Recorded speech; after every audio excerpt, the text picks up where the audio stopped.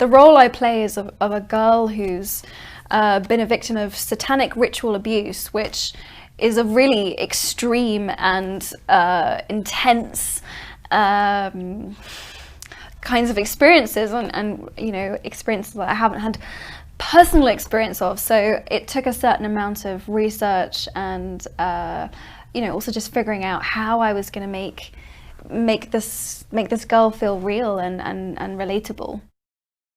Completely. There were countless times I was reading my lines for the next day going, how am I going to do this? How am I going to sell this?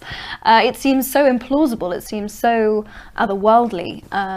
So it was a real challenge. Thankfully, my mum actually had just done a master's in psychology, and I spent hours talking to her about the therapy regression and talking about the role and the character, and it was actually great to have her as a sounding board during the process.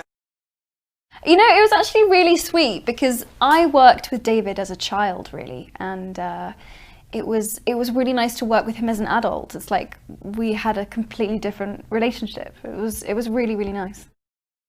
We did do a bit of reminiscing. We did talk about I think he held the record for breaking the most wands on set. I think he broke something like 8 wands. I don't know how I managed it, but we had a laugh about that. I remember asking him, how did you break them all? I think he had a story for each one. It was pretty impressive. People go and see it because you will be terrified, A, and that's very entertaining, and B, because you will come out of the cinema afterwards and you'll want to talk about it for like 30 minutes and try and piece it all together, and you think you know how it's gonna end, and you really don't. It's one of those. It's good. It's really good.